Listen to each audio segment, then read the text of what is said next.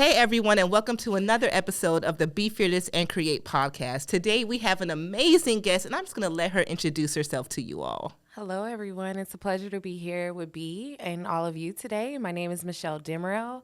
I am Miss Black Georgia USA 2023, woo woo, and I am co-director and chair of GRLS Give Inc, which is a part of the social club, the Girls ATL. Awesome. So, okay, Miss Black Georgia 2023, what was that like? It was an experience. I took my hat off from pageantry for a while. I became a mother during college, and that was a switch because, it's already hard having a space as Black women in that industry to begin with. But then it's like, okay, you're a mother now, so they're kind of like, you don't really fit. So being able to step back on the pageantry platform, I wanted to show up for my daughter and tell her no matter what stage, where you're at in life, if you have something that you still want to achieve, if you want to be a representative, just go for it. That's beautiful. And what was that like, being able to do that with your daughter by your side? It was a proud moment. I'm really raising her to be fearless in every avenue of her life. Don't accept no. Really set the bar of what you want life to look like. So for her to see me on stage and model after that, I'm able to tell her, hey, girl, go get it. Like, go do whatever you want to do and be proud of it, especially as a Black woman. That's awesome. We have many things that we have to overcome in our community. So her being able to watch me, it was a proud moment. That's beautiful.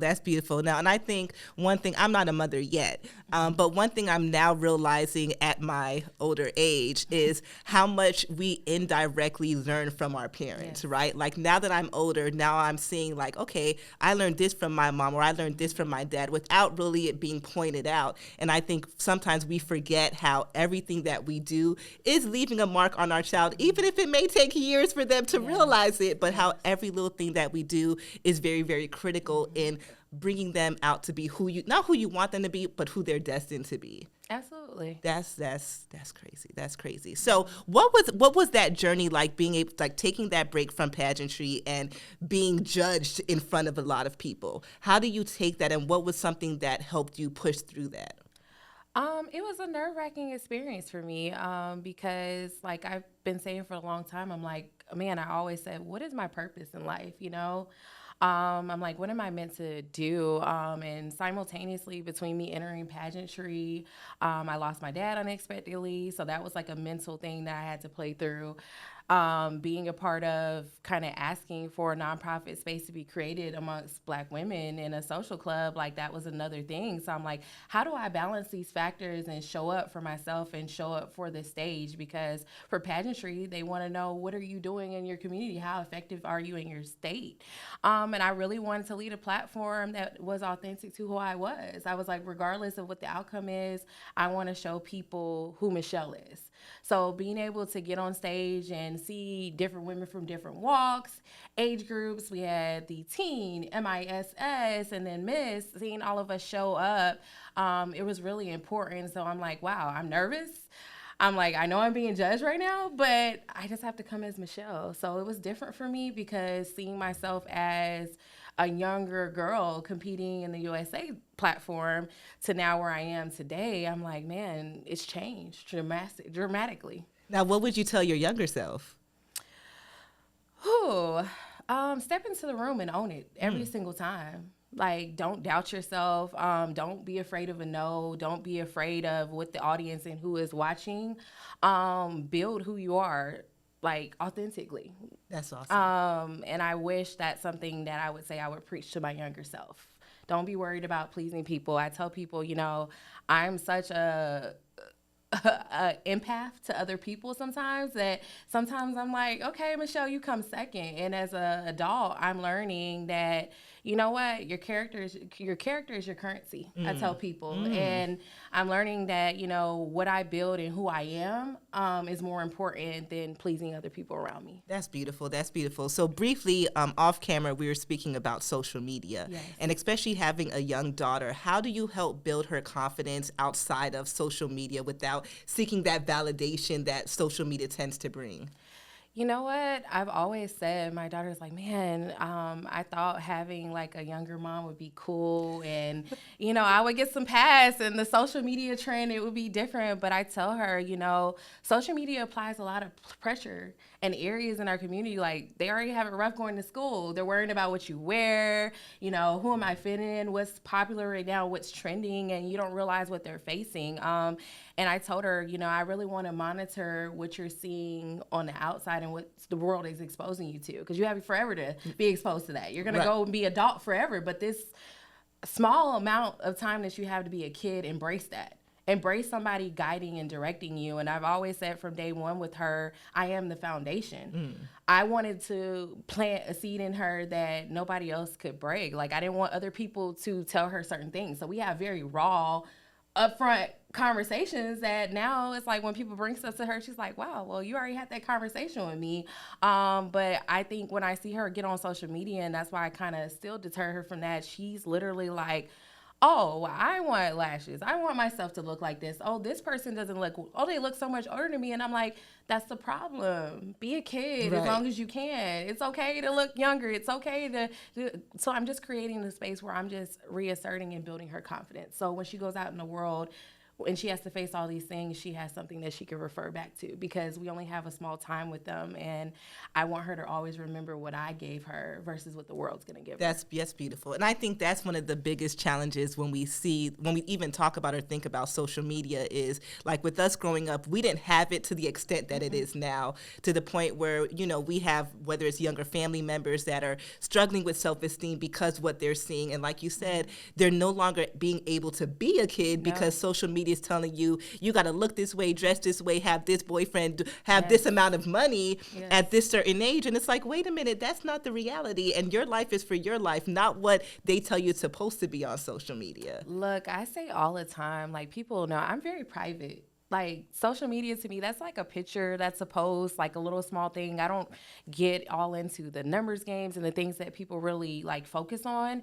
I'm so private, I don't even post my daughter all the time. You might get her on my story here and there, because I feel like certain things we don't protect because we're letting the world tell us what our life is supposed to look like. No, I'm going to give you what I want to give you, because you have people out here that, they're going to stores and they're taking pictures, and you're thinking they're living this glamorous lifestyle, and it's really different in real life. And I want my daughter to know that, like, this is just a moment. Like people literally strive for likes and how people feel about them. And I think that that's a struggle in our community. I think that's where, like, we could use therapy.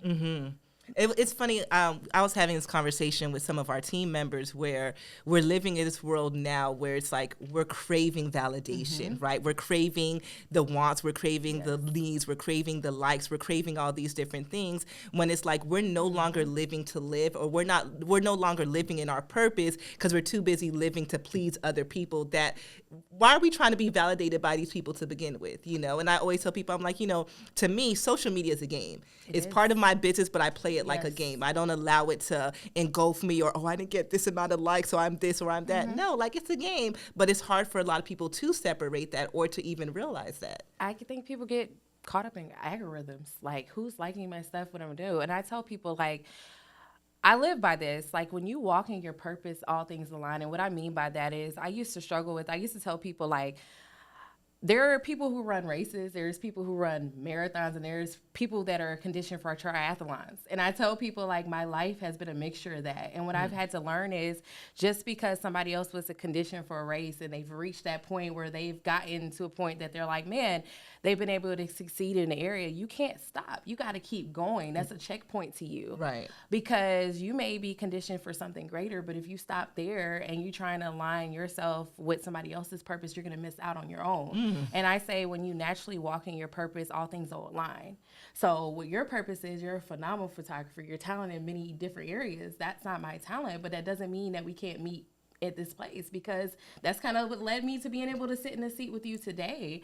And I tell people, like, everything will be added onto you when you allow it to happen in your life and you stop focusing on what other people feel. Oh, that's beautiful. Ooh, you speaking so many bars right now, honey. Cause now another thing I want to talk about is your nonprofit with Girls Give. Yes. So I know that you spoke about being able to use that platform when you were doing the pageantry. So what are some things that you implement for the girls? Because that's something, like you said, that we need, especially in this day and age, in the trying times that we're currently living in. There's so much support that we need as a whole. So what are different things that you guys have started to do? So with Girls Give, I came into Girls ATL. It's really founded that. Alexis Howe is the founder of the organization as a whole. I came in and Girls Give was a subchat that, you know, we were doing things occasionally, but I was really looking for a way to be impactful. And I'm like, when's our next serve event? And I was really grateful that Lex believed in me to say, hey, you know, this girl really wants to serve, like, go through it. So what we've implemented is we do 3 serve projects per month. And people were like, you know, define an area. Like, what are you guys doing? But I believe that there's not Black women in the community that are showing up and we're not getting depicted in positive light. And what I mean by that is other young girls, even speaking to my daughter, they need mentors.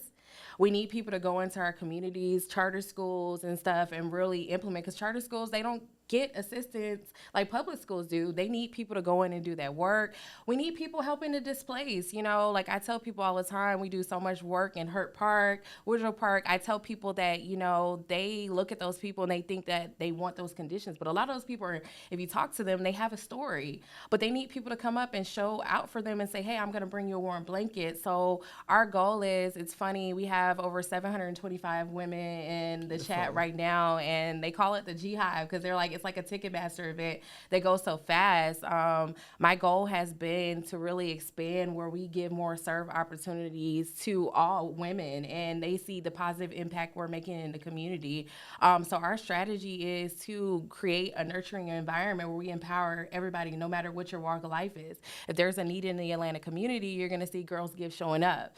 If there's a partnership that needs to be had, you're going to see us showing up. It doesn't matter if it's a social engagement to bring light. It doesn't matter if it's something in government. It doesn't matter if it's for schooling. We just want to know that we're there to be able to provide for those in need. That is beautiful. That is so beautiful. And like you said, there's so many young girls that need role models, you know, and it's sad that we're in the media industry, right, the entertainment industry, and we know that certain narratives are pushed, right, and it's like, especially within our community, certain narratives are pushed to keep us at a certain standstill where we don't even realize that. And I think that's so beautiful what you guys are doing and serving. I think sometimes we forget we're put here to serve, you know, we're servants, you know, we're put here to serve, we're put here to give. And sometimes it feels, I feel like the ego gets in the way of service.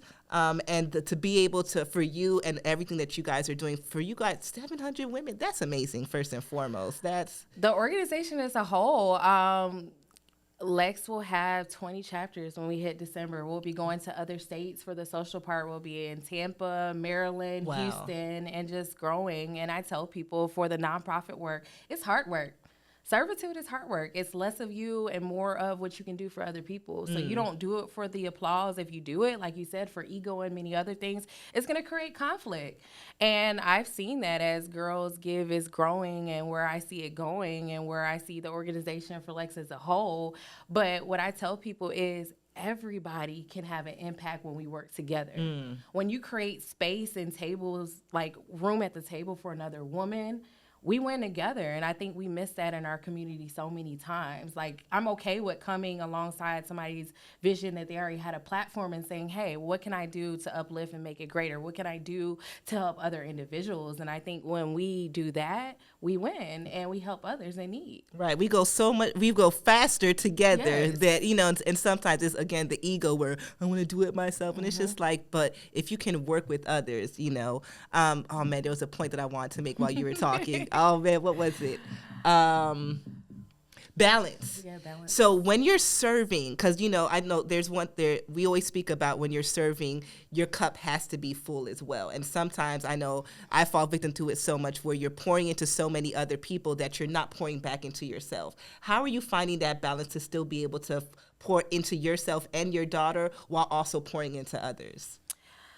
Man, that cup is really tough sometimes. I'll be honest with you. Like I told you, I'm such an empath, and I'm always thinking about other people that I sometimes don't put Michelle first. And what I mean by that is, like I told you, I went through a season. Like my dad passed away, my mom was in and out of hospital, dealing with those emotions and stuff. I was still having to balance being there for my family, being there as a mother, showing up with my community, showing up in finance, what I do on a regular basis as well.